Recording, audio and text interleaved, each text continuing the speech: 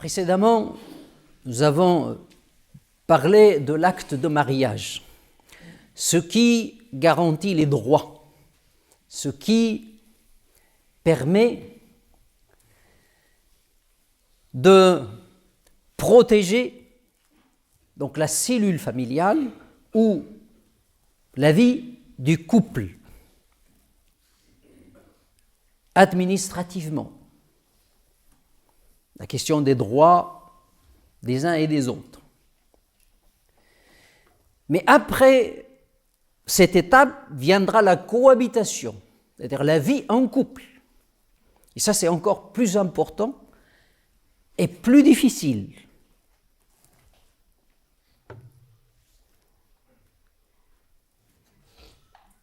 Parce que ça demande une préparation, ça demande une connaissance au préalable. Et avant de rentrer dans la question de la cohabitation et les problèmes que ça peut générer et les aléas de la vie dans un couple, je voudrais introduire quelques notions. Avant d'aller à la cohabitation, parce que la cohabitation, ça veut dire vivre avec une personne 24 sur 24. Ce qui n'est pas anodin, ce qui n'est pas toujours facile. La vie du couple, ce n'est pas la vie de la période de fiançailles. Non, ça n'a rien à voir. C'est pour cela qu'il faut, au préalable, avant d'aller à cette cohabitation, être préparé à ça. La première chose, c'est la connaissance. La connaissance de l'un et de l'autre, une connaissance mutuelle. Est-ce qu'on partage les mêmes idées, les mêmes ambitions, les mêmes perspectives? La question de la mentalité, surtout la question de la mentalité. Passons à la question du statut social, la situation sociale, la situation intellectuelle, etc. Tout ça, il faut le prendre en compte. Mais surtout la question de la mentalité. Parce que, autrefois, on ne se posait pas ces questions. Autrefois, la question était, est-ce que l'un et l'autre font partie du haut rang ou du bas rang? Est-ce que c'est des gens qui ont une certaine notabilité, des notables, ou bien c'est des gens lambda? C'est juste la question qui se pose. Pourquoi? Parce que les gens se mariaient généralement dans la même culture, dans la même tribu. Ou même s'il y a une autre tribu, on partage la même chose. On mange la même chose, on pense la même chose, les centres d'intérêt sont les mêmes, la mentalité est la même. Mais aujourd'hui, c'est plus compliqué. Nous sommes dans un monde complexe. Et les gens sont devenus aussi complexes à l'image du monde où ils vivent.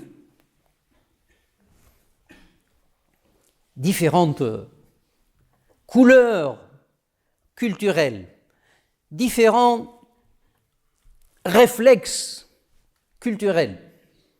Le Sud, le Nord, le Maghreb, l'Orient,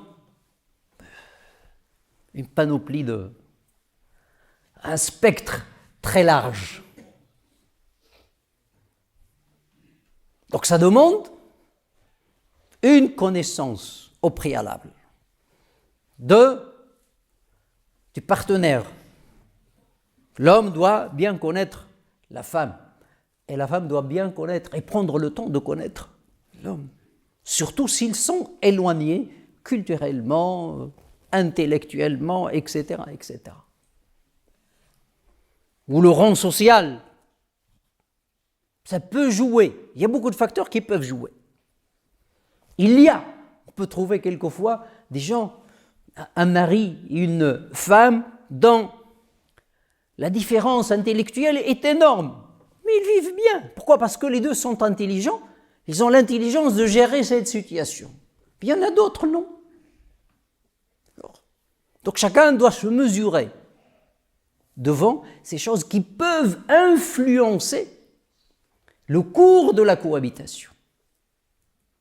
Il faut sortir, et ça c'est la deuxième chose, il faut sortir des stéréotypes aussi. Parce qu'on a des stéréotypes. Un Africain a un stéréotype, un homme africain a un stéréotype sur la femme. Un Maghrébin a un autre stéréotype sur la femme. L'Européen a un stéréotype sur, etc. Nous devons sortir de cela. Parce qu'on est dans une société multiculturelle, où beaucoup de gens sont assimilés à la culture du pays, qui ne pensent pas forcément. Ils partagent la même religion. Mais ça ne veut pas dire qu'ils se ressemblent à 100%. Il n'y a que la religion qui partage. Mais le reste, peut-être il n'y a nul point commun. La mentalité, la manière de faire, etc., etc. Et c'est pour ça qu'il faut sortir de ces stéréotypes. Il y a des hommes qui croient qu'une femme, ou l'homme, il est supérieur à la femme. On a des gens comme ça qui pensent ça. Je ne sais pas où ils ont trouvé ça, mais... Et donc, l'homme doit être toujours dans une position haute. C'est lui qui donne les ordres. Il ne reçoit pas d'ordre. Etc. Il y a beaucoup de stéréotypes comme ça. Il y a des hommes qui croient que la femme, c'est elle qui doit s'occuper de la cuisine. C'est une norme. Et certains confondent cela avec la norme religieuse. Oui, ça peut être une norme culturelle, une norme coutumière, qui vient de la tradition, qui vient de la région où vient la personne, mais ce n'est pas une norme religieuse. Il n'y a pas de norme religieuse sur cette question-là.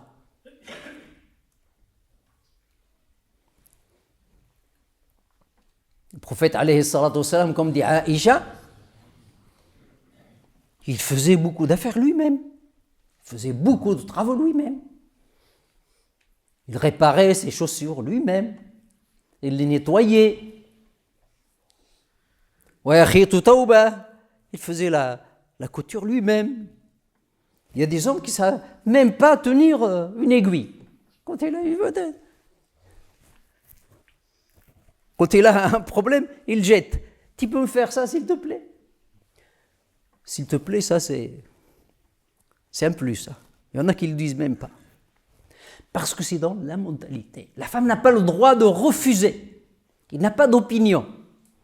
Ce sont des stéréotypes qui existent, malheureusement, dans toutes les sociétés. Moi, je parle des musulmans parce que je les connais. Sur plus de 30 ans, j'ai géré beaucoup de conflits. Dans les facteurs de conflit viennent de ces stéréotypes. C'est ma femme, je lui ai dit de faire ça, il ne l'a pas fait. J'ai divorcé. Qu'est-ce qu'on fait, Cheikh? Qu'est-ce qu'on fait?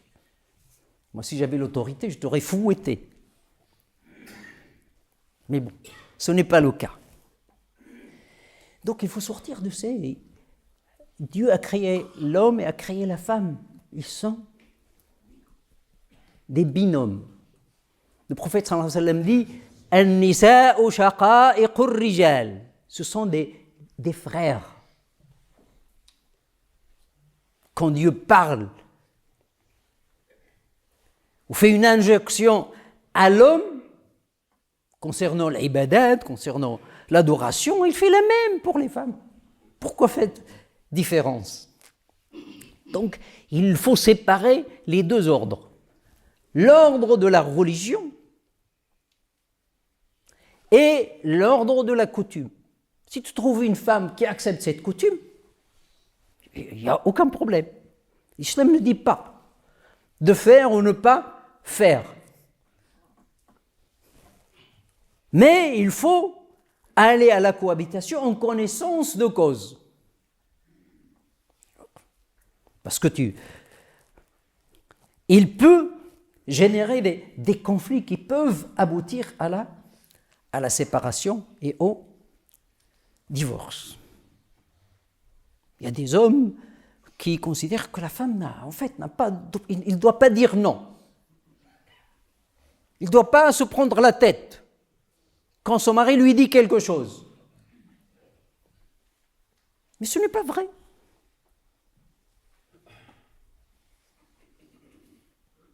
Et ils vont rapporter les hadiths sur l'obéissance. Ils confondent l'obéissance avec autre chose qu'ils rajoutent. Mais l'obéissance ne veut pas dire que la femme n'a pas d'opinion. Ne veut pas dire que la femme n'a pas le droit de se mettre en colère. C'est un être humain. Mais tu n'es pas mieux, tu n'es pas meilleur que le prophète alayhi salatu wassalam. Tu n'es pas meilleur que Omar ibn al-Khattab. Une fois, sa femme a objecté sur quelque chose. Omar était furieux. C'est un Mécois. D'ailleurs, les hommes Mécois étaient très durs avec leurs femmes à cette époque. Ce n'est pas la sunna, c'est la tradition mécoise, pré-islamique. Ce n'est pas islamique. Donc il l'a repris et lui a dit, tu n'es pas meilleur. Sa femme lui a répondu. Il a dit, tu n'es pas meilleur que le prophète alayhi salatu wassalam. Ces femmes objectent. Il est meilleur que toi. Alors Omar al-Khattab est allé voir sa fille qui est Hafsa, radiyallahu ta'ala, qui est la femme du prophète alayhi salatu wassalam. Il lui a dit, est-ce que vous faites ça? Il dit, ben oui, souvent. Et ça arrive quelquefois, on se prend la tête toute la journée. On revient au prophète que la nuit, que le soir. Omar a fait comme ça. Il n'y a pas meilleur que le prophète alayhi salatu wassalam. Donc il faut sortir de ces stéréotypes si on veut réussir la cohabitation. Le Coran dit, et cohabiter avec elle de la manière la plus convenable. Ashiruhunna bil ma'ruf. Fa in karihtumuhunna, s'il vous arrive d'avoir de l'aversion envers vos épouses, un comportement, un caractère, peut-être vous pouvez avoir de l'aversion envers quelque chose dont Allah subhanahu wa ta'ala mettra beaucoup de bien. وَيَجْعَلَ اللَّهُ فِيهِ خَيْرًا كَثِيرًا.